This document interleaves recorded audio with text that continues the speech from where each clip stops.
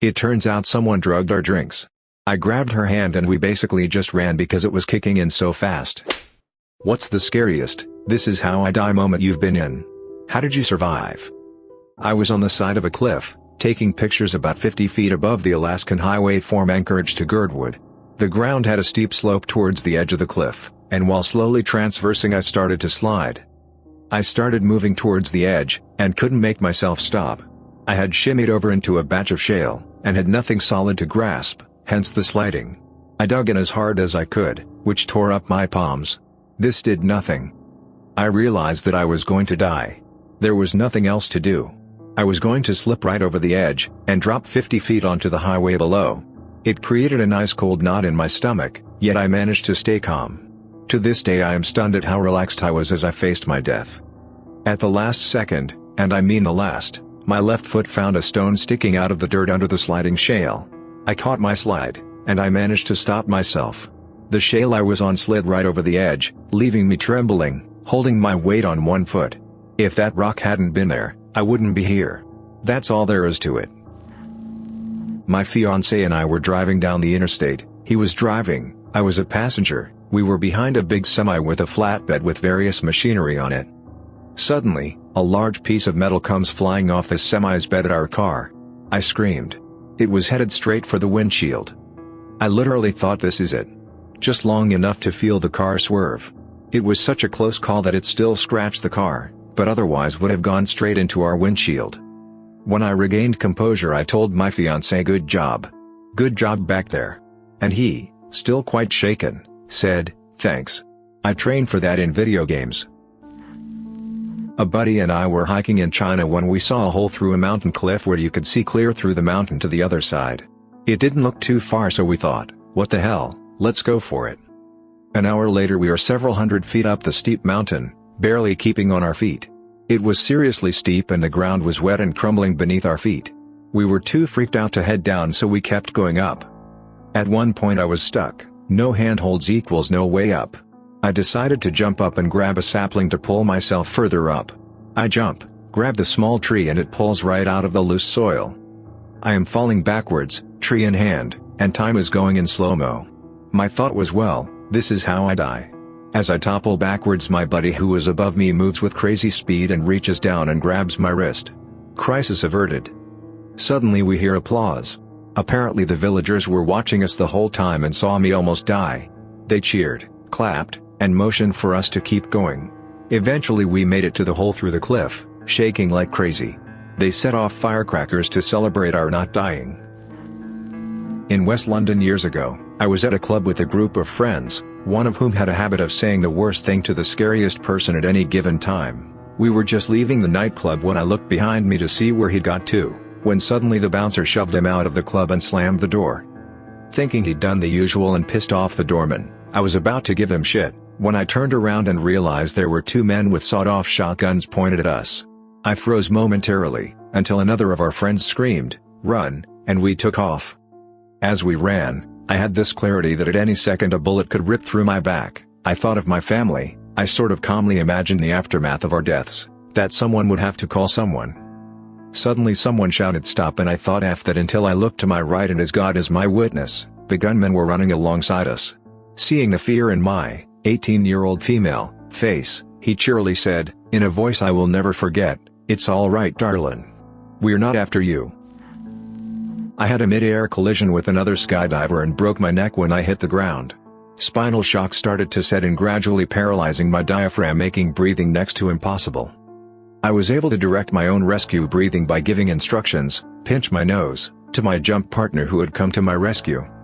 As I slowly lost consciousness, I thought that this must be what death was like and that it wasn't so bad. Unfortunately, I did wake up later in the hospital as a quadriplegic. I can't say that I was very scared while it was happening, but in retrospect it should have been terrifying. I gave an interview to Sunrise in Australia, the equivalent of the Today Show in America. A few weeks ago, I was fishing in Murrells Inlet, South Carolina. I was fishing in the ocean about 400 yards from the beach and it was low tide. There were no waves and I was fishing up against a rock jetty, so I didn't have my life jacket on. All of a sudden, a 7-foot shark took my bait and came straight to the surface. He jumped about 20 feet from my kayak and was headed towards me.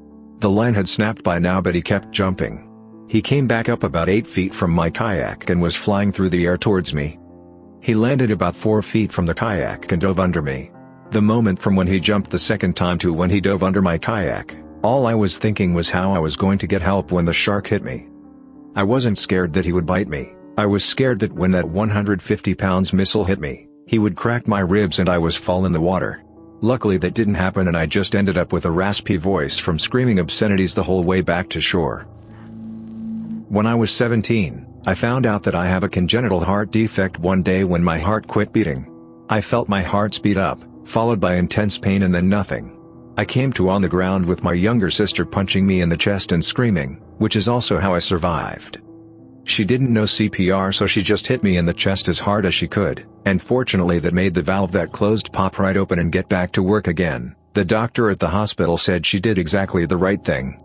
It was a matter of minutes from when I started feeling the pain to when I came to again, but I knew what was happening and I was absolutely terrified, both for myself and my little sister. We're both in our 30s now and she'll occasionally thump me one just in case. Maybe not the scariest, but memorable. For several weeks in the fall of 1963 my mother was a patient in the big Air Force General Hospital at Lackland AFB in San Antonio, Texas. She had a private room near the top floor. The big window looked out over Medina Base, the atomic weapons storage facility. I was standing looking out the window at the sunset when a tremendous explosion sent up a mushroom cloud. The shock wave rocked the building several inches. My thought, well, I guess this is it. Turned out to be an accident with conventional explosives. Story time. I can't go into details because of an ongoing criminal case. I'm a lay minister in my church. We help make sure that families' needs are met and make sure that if there are any concerns we as a church we can help with. Parent lost their job? Let's help them find one and make sure there's still food on the table. Mom sick? Let's send over a couple of meals and make sure the kids are looked after so mom can rest. That kind of stuff. This time, though, the call for help was dire. We had been working with a young family, Jen and John, names changed, and helping them through a rough spot. John just got out of prison and we found him work as a handyman, even providing a tool set out of all our garages. I took him to parole meetings, showed him how to tie a tie, and we helped with the arrival of their daughter, born 4 days after his release. But John had a problem, and that problem was drugs. Using and selling, he wasn't very good at either. He stayed clean for a month before he fell back into the old life and it began to destroy him. One Sunday at church we got a text from Jen. John was high and wouldn't let her take the baby. He claimed to have a gun and wouldn't let Jen leave with the baby. She was at the store down the street and had contacted her mother to pick them up, but she needed help. This man had sat at my table, ridden in my car. I showed him how to fill out a W-2 and how to remove rusted hardware without damaging cabinets. He was my friend. I figured I could help defuse the situation, but I was wrong. I got to the house with another minister from church. He hung back and I went to the door. I could immediately see that John was glassy, twitchy, and erratic. Jen said he'd been using meth, but that really didn't resonate with me. The man I saw was not my friend. This wasn't John, this was a thug, a felon, a criminal. I told him we were there for the baby, that police would come soon, and he needed to leave before he got his parole revoked. He was in violation of a restraining order. He'd beaten Jen a week prior but she forgave him and took him back. He had drugs on him, and Jen had seen a gun. Nate, I don't care about no cops, man.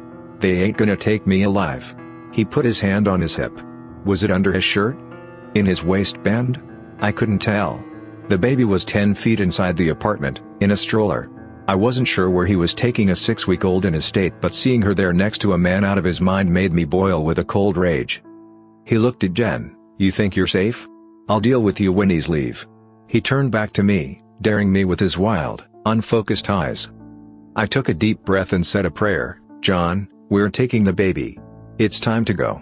3 steps in and I picked the baby out of the stroller and turned my back on him. Something about not showing fear? Not really. I'm a big guy and if things went wrong my body would protect the baby. He actually took a step back as I approached and drew his hand back. Nate, I've got a gun. If you take my daughter I'll kill you.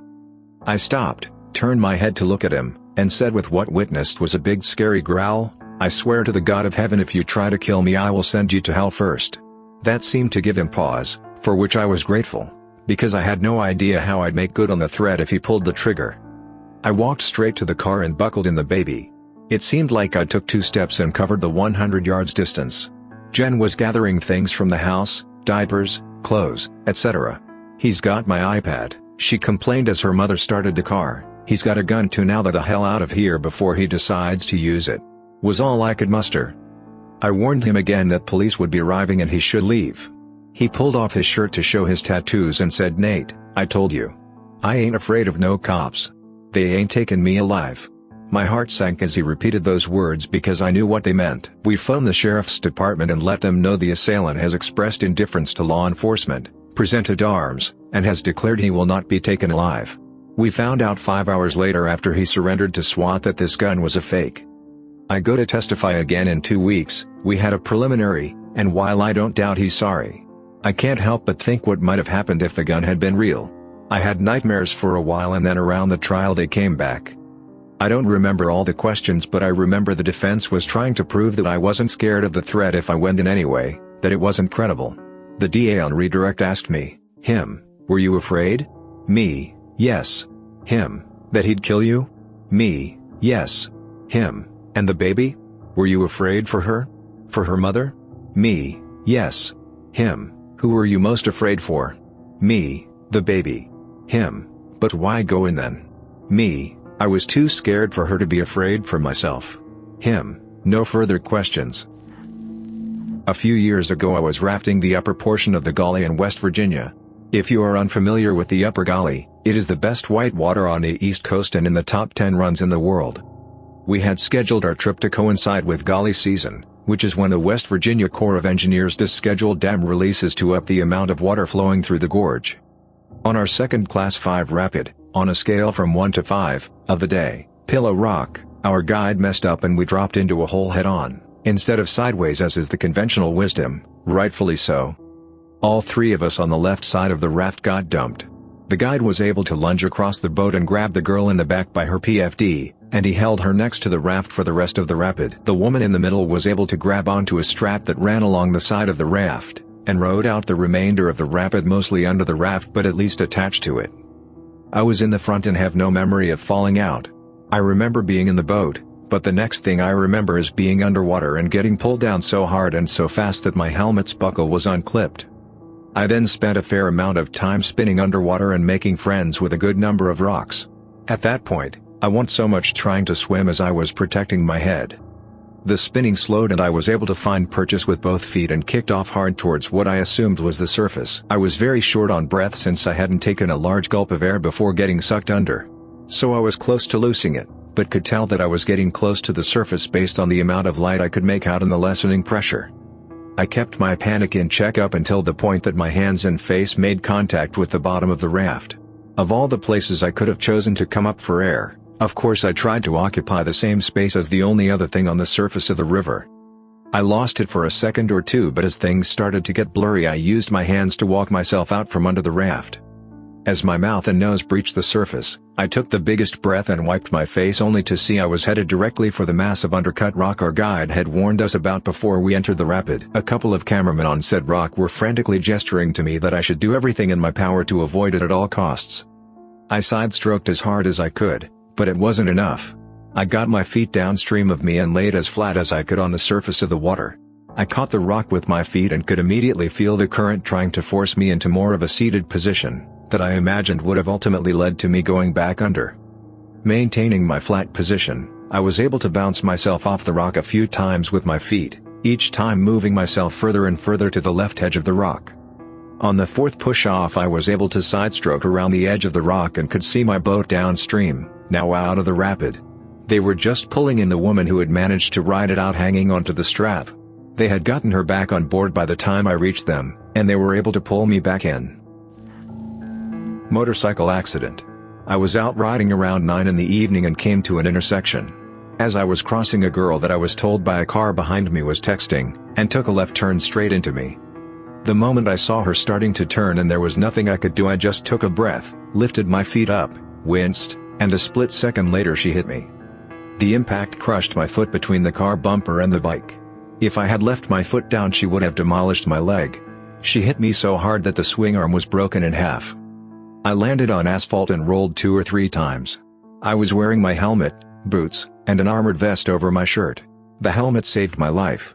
Hitting the ground that hard would have turned my brain into jello.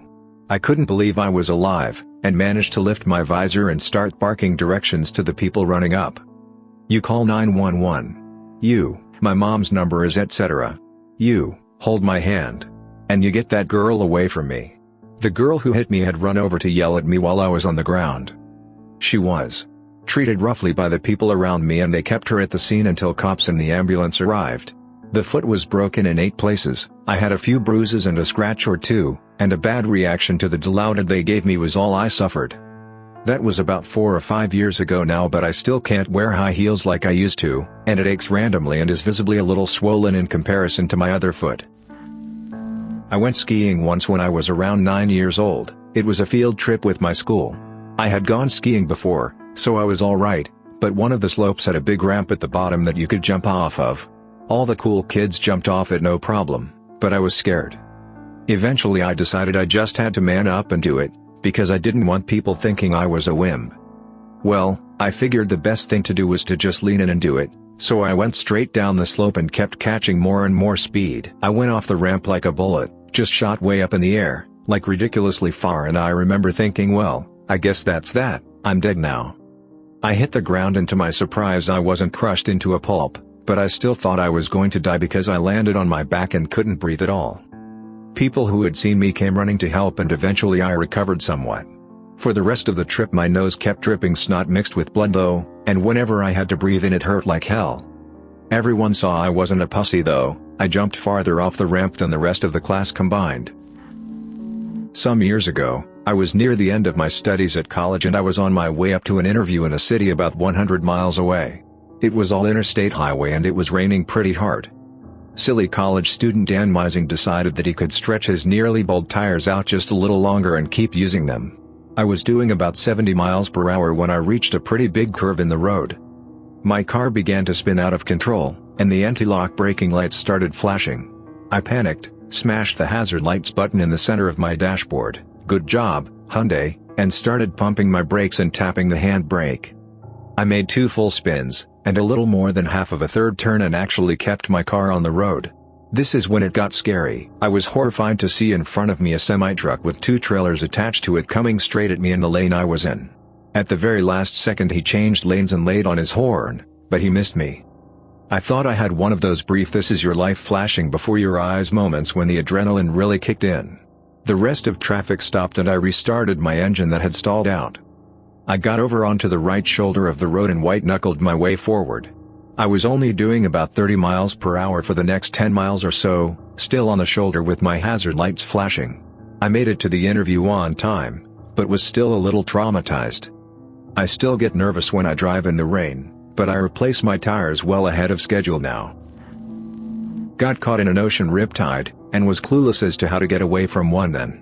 Just as my arms became completely exhausted from struggling to get back into the beach and my head started to go under, something popped into my brain. People float. I immediately put my legs up and turned on my back, and when I regained some arm strength, I would push when a wave came in until I could finally put my feet down and walk. After I made it in, I dragged my exhausted frame over to the poolside bar at our hotel, had 2 shots of tequila, went up to her room and cried like a baby. My, now ex-wife had no idea until later how much trouble I was in out there. When I was 11, my mom was driving my sister, my brother and I, and we got into a car accident. Driving over a hill, we swiped the side of a car coming over the other side, which made my mom lose control of the car. We ended up upside down in a cow pasture, hanging from our seatbelts, but then the car started smoking. My brother was only a few months old, so I was able to unbuckle him and hand him to my mom before the van caught on fire. I never really thought about death in the moment, I just wanted to save my brother. About 2 years ago I was in New Orleans visiting a friend.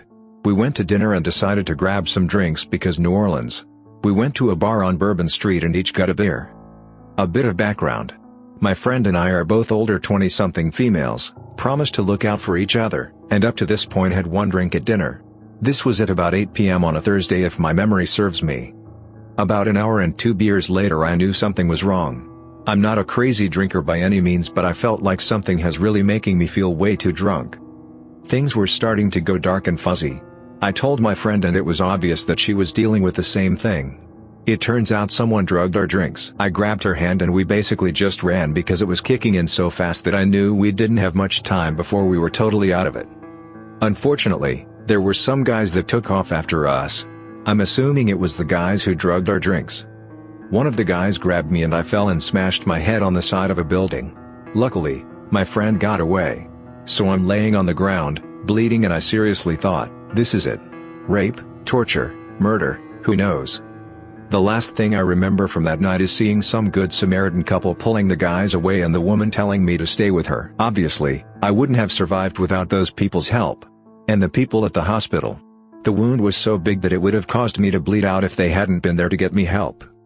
No one ever caught the guys and my friend ended up making it to our hotel and had no idea about anything. The last thing she remembers was running and getting into a cab. I still have a massive scar on my head, but I also have long hair so you can't see it. The lady who does my hair always comments on it though. I never told her the real story because, well, it's just easier to say car accident to someone who, no offense to hairstylists as a whole, gossips non-stop with coworkers and other clients. Thanks for listening to Radio TTS.